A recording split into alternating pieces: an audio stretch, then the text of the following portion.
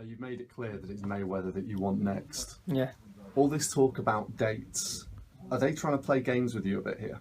Well, you know what? I think the Mayweather fight is something I've always wanted a long time ago, and now the dates kind of it wouldn't work for me at first, but now looking at it, Ramadan moving early this year, and also gives me enough time to train for a Mayweather fight after Ramadan as well. So it works out just right for me. So that fight is very possible. You know, it's for me.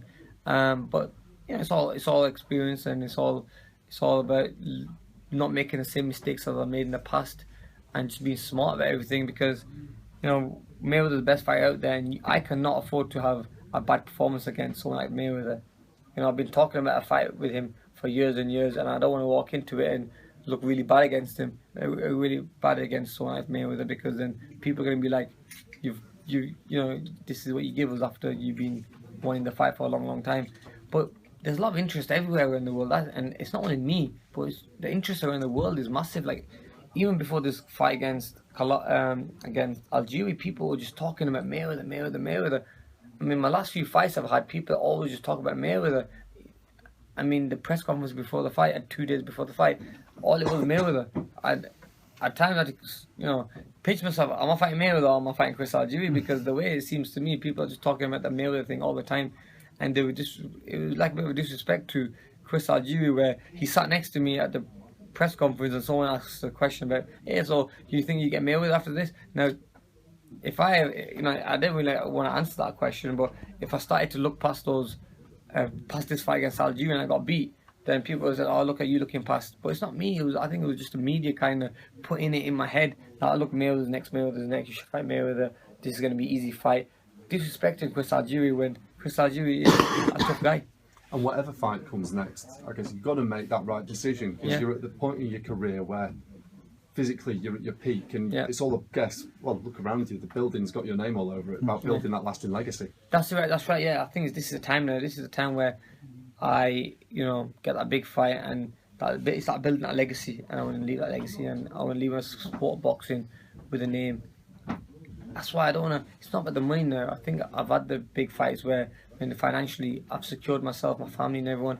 I think it's all about the names now, leaving that legacy, having the big fights against the biggest names in boxing, and that's what it's all about. And you know, there must be a lot of interest in it, because a lot of media turned up today as well. And so let's just see, let's just hope we can get that fight against Mayweather. I think everybody wants it now as much as me, and I think it's all about getting that done now, because I think it's the closest. Well, I believe I'm the closest I can ever be to it, having the same advisor as Mayweather, which is Haymon. So I'm sure he can probably help me as well getting that fight. On that same note of legacy, what does it mean to you that you've got lads from across Bolton and across Manchester who are coming into gyms like this, and you're the guy who's inspired them?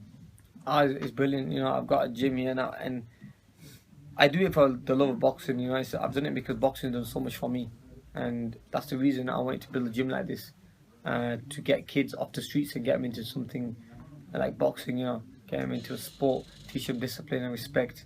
You know, so the parents know where they are and where they're going to be. Also, we have a couple of professionals who train here in the daytime. We have the guys from the Gallagher's gym who are great, fight for world titles, the few world champions they have in there.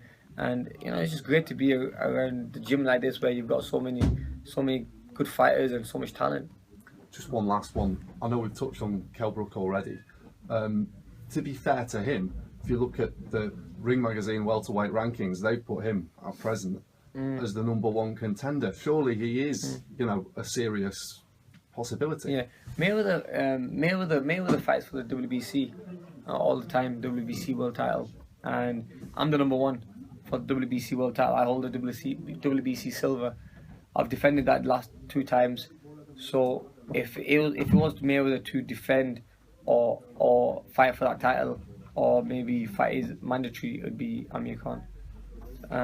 So yeah, let's just see where it goes. I mean, like I said, Haymon is doing his job. He's gonna try to get me the right fight, and let's see if he can make that fight happen for me, because he knows how much I want it. I think everyone knows how much I want it, and that's what the hype's big about this fight. So let's see if we can get it done first.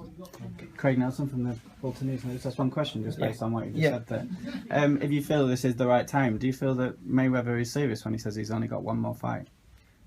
No, you can't even take Mayweather seriously. he says that he's been saying that a long time. He retired and then come back again. But I don't know. I think he's coming to age now where he even said it himself. He goes, the love of the sport is not there anymore, but it's his talent that's keeping him winning. You know, some fighters need that heart. They need the heart in it. But Mayweather doesn't seem to need his heart in it. It's his talent that wins him the fight and his skill. So I can't really see him having a long career. That's why I really want that fight against him, because once he leaves, he's done then. And I'm always going to be thinking, what would have happened if I'd fought Floyd Mayweather? You know, what would have happened?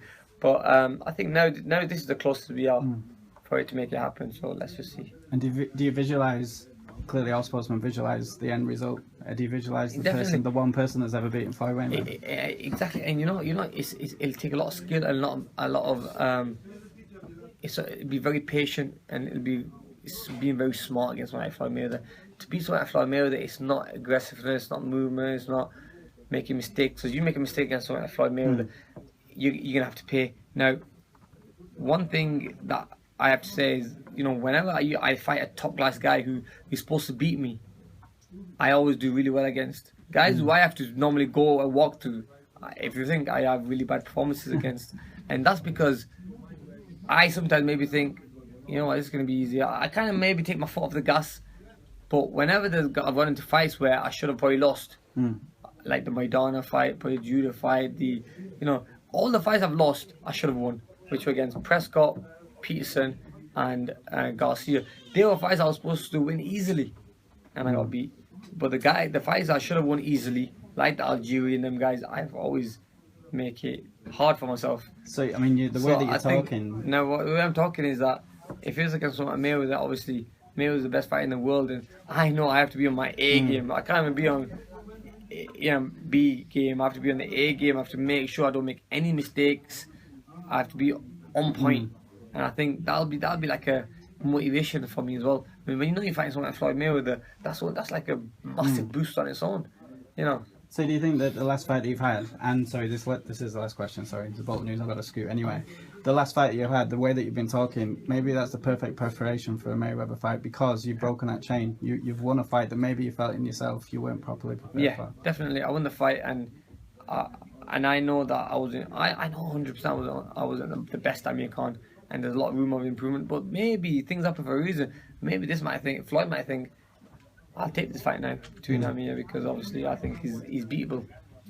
But I can honestly say that wasn't me. I mean, I was in that fight, couldn't even get my adrenaline rushing. You know what I mean? I was just like so lazy. I mean, I remember when I spoke to my friend, because Sajid couldn't make it to the fight, and obviously when he's the first guy I speak to after the fight, and he said, "Bro," he goes, I knew it was gonna be a hard, long night for you when I seen your face walking at the stage area, because you just could see I was going through just role play, but I was just going there and doing my thing, man.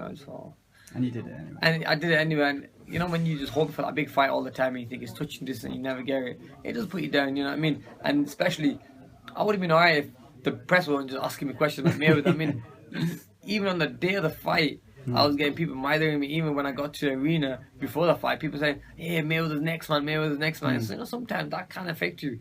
You don't need that pressure. And it is pressure, because I thought to myself, wow, if I fuck up this, I'm done. You know what I mean? I can't mess this up. Absolutely. Yeah, so a lot of pressure was on, but look, I'm glad I'm past it now, so let's see. You won it comfortably on points, even though you... Yeah, but I'm still not happy with myself. You wanted that knockout, didn't you? You said before... I didn't want a knockout, you know, I still didn't want a knockout, man. Even if it was a good, like a performance that was just so easily beating him and whatever, but I made it tough at times for me. You shouldn't have won a round. I mean, by him winning a round, obviously I know it's a 12-round fight, and you know, but still, I just didn't feel the same, man. Yeah. You've got to be a perfectionist, don't you? You have to, you have to if you want to be the best. Thank you, Amir. It's Craig from the Bolton News, anyway. Sorry. Thank you very much, man. Thank you very much.